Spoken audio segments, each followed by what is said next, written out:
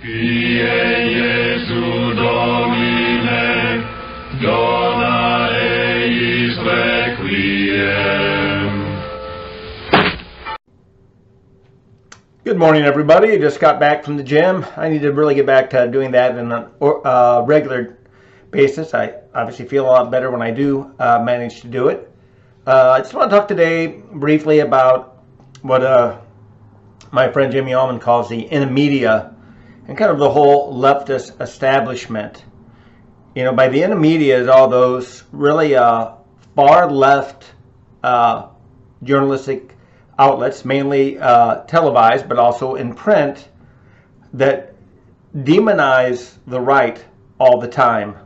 You know, they just don't disagree with you. You are evil or defective in their minds. You are racist, or if you're not racist, you are stupid. You know, and they've had years of condescension. They did all this during the Bush years. They probably didn't ascribe racism. It wasn't quite as polarizing as that, but it was close to it. You were always stupid. Bush was dumb. Bush supporters, stupid. And probably, I don't know what percentage of the media, 90% of the media is probably left-leaning. And most of them can't even admit they have a bias. They think they're objective. They think they're fair-minded. They all feel they're righteous. You know, this massive leftist echo chamber. You've got the media. You've got, you know, all the leftist politicians. You've got the entertainment industry.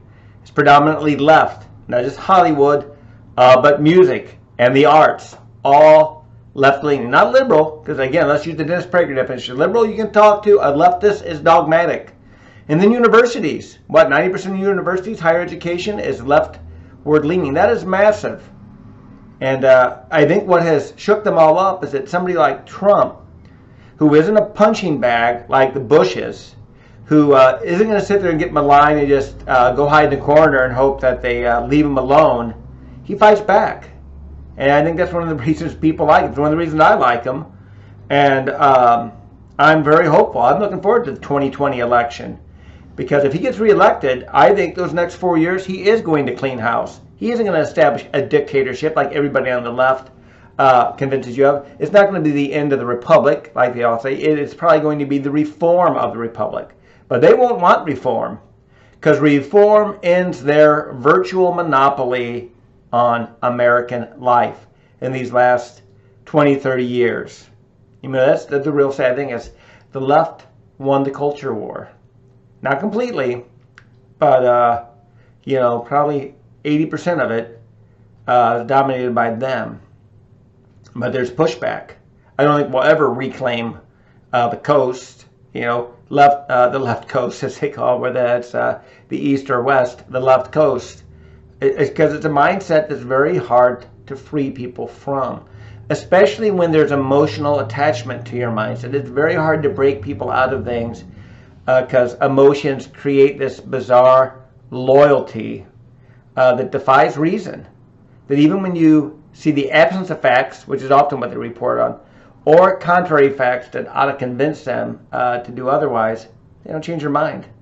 You know, the whole Charlottesville thing that numerous people have talked about, the Charlottesville hoax, that Trump said that Nazis are nice people. I'm wiping off some sweat, I guess, or water something on the table. Sorry, distracted. He didn't. He said there were fine people on both sides of the statue issues. Those who wanted to keep the statues and those who wanted to get rid of them. But that's not at all what you hear from the media, not even to this day.